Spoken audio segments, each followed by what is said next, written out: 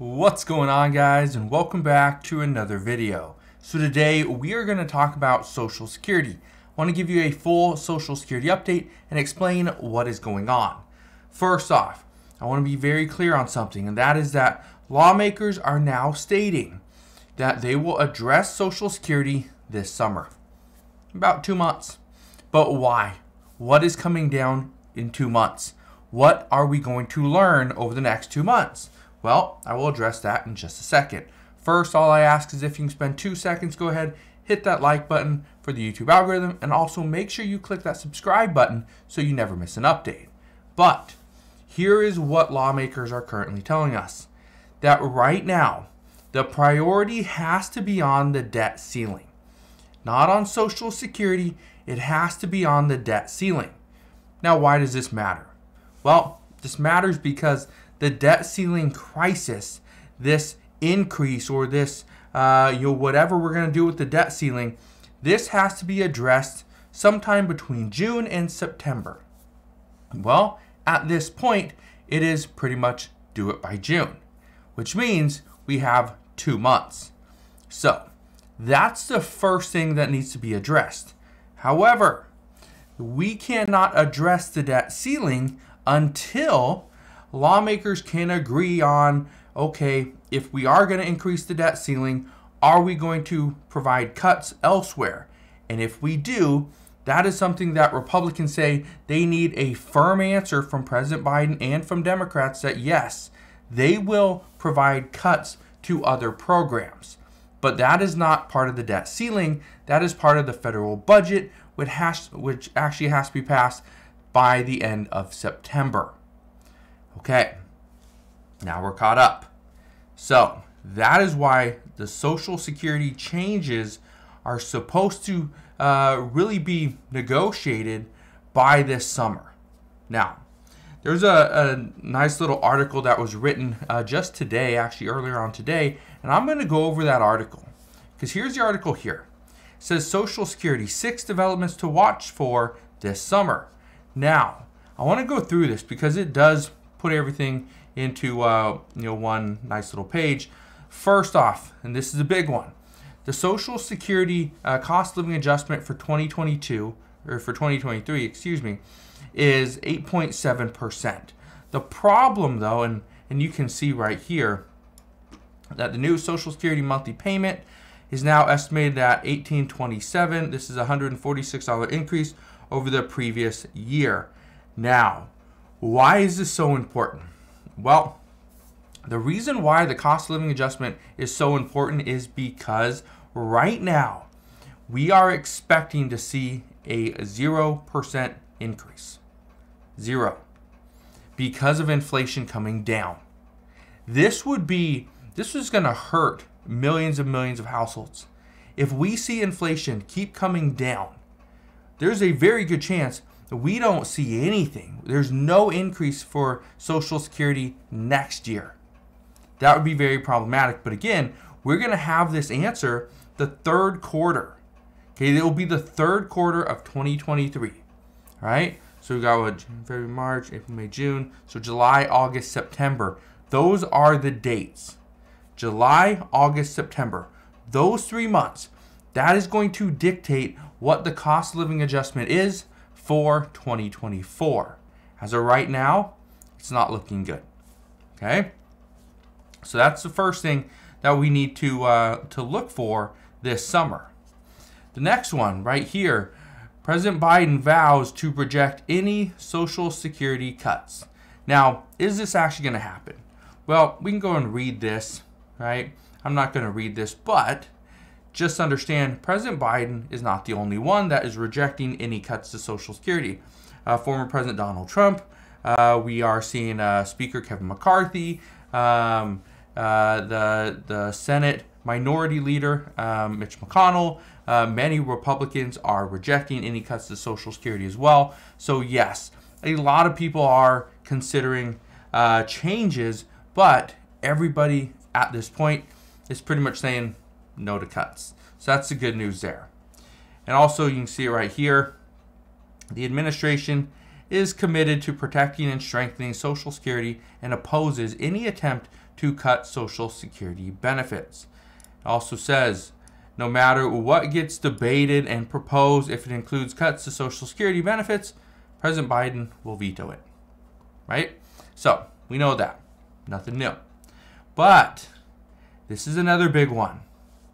The retirement age might be raised. This is part of the discussion. And this is a big part of the discussion simply because at this time, many are saying that there's no way to increase revenue without decreasing spending in order to ensure that Social Security remains solvent for the next 100 years. And I know every single person watching this video is probably not too concerned with the next 100 years, because that would mean I'm 130 some years old. Probably not going to be alive by then. But again, our children, grandchildren, things like that, obviously that plays a factor as well. So yes, we want to make sure everybody's going to get Social Security if they need it, because it is a major program. But how do we raise the full retirement age? Right? And right now it's currently 66 or 67 depending on your birth year. But if we raise it to 70, is it going to negatively impact those, in 15, 20 years? There's a good chance it would. So that's part of the discussion. But some say that if we don't see a raise to the full retirement age, what's going to happen is there will be a cut to Social Security, and it's going to come from everybody. Anybody that voted to not raise the full retirement age is pretty much voting to cut Social Security in the future, which is in about 9 to 10 years, because at that point, we will see a reduction about 20%. So again, it's not something that we want to see, but it's something that will likely happen. Here's another one. High income earners might pay more taxes. This is more than just some might, okay? Because it says right here, as part of the 2024 budget proposal, the Biden administration protects workers making less than $400,000 per year, stating that no one earning less than $400,000 per year will pay a penny more in taxes. But there are new taxes proposed for high-income earners and wealthy taxpayers. Okay?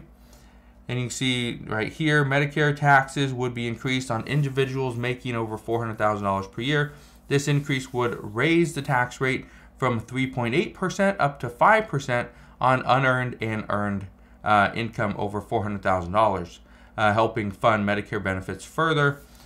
And then, yes, you can see right here, there's a proposed wealth tax on individuals worth over $100 million, levying a 25% minimum tax on income.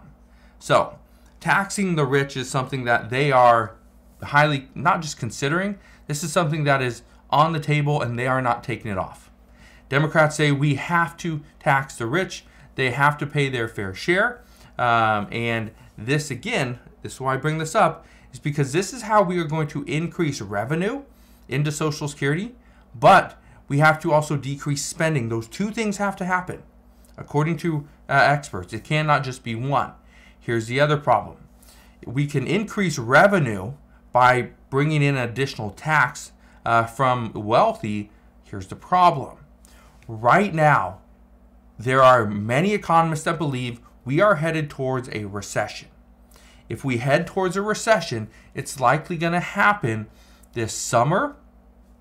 Okay, well, technically we're pretty much in a recession, but they say if we are going to be in a recession, for the new definition of recession, it's likely going to happen this summer. Again, another thing that's going to happen in the summer. Here's the problem. Right now, the expectations as to how long Social Security has before it becomes insolvent, the problem there is if we dip into a recession, which could cause more people to go and take on collect Social Security benefits early, well, that means there's more expenses. It actually also means if these people are currently working, the revenue that Social Security is bringing in will go down, because now workers that were working before, that were paying into the system, are not paying into the system, and yet they are actually pulling money from it. So it's not just, okay, we're not seeing the revenue come in, we're also seeing the amount of money that is going out increase. So that's, again, a recession is only going to cause the Social Security Administration to work harder, but it's also going to cause the Social Security trust funds to be depleted that much sooner. So again, this is something that we got to watch for, and it is expected to happen this summer. Here's something else. Okay, better customer service might be on the way. Well, this has to do with the President Biden's 2024 federal budget, because he's actually planning a 10% increase, which is $1.4 billion to go to the Social Security Administration. This is going to help customer service delivery, include the ability to add staffing and handle customer service requests by phone and email. Okay, but again, how is this going to be funded? A 10% increase from the wealth tax. That is how that's going to be funded. Now, here's something else I just want to put out there. This is the National Paid Family Leave, the FMLA. This is something that we need to look at as well. Okay, because right now it says most Americans don't have long-term paid leave benefits, and the current Family Medical Leave Act benefits stipulate only unpaid leave. Biden's budget proposal addresses this with a line item for paid family and medical leave at a national level. The program would be administered by the SSA and provide partial wage replacement for up to 12 weeks for several reasons, including care for and bond with a new child, care for a seriously ill loved one, heal from their own serious illness, address circumstances arising from loved one's military deployment, and find safety from domestic violence, sexual assault, and stalking. Now, why is this important? Well, here's the reason why this is important. Because this will provide up to 12 weeks. Okay? What happens? Okay? What happens in this case if you are, not working?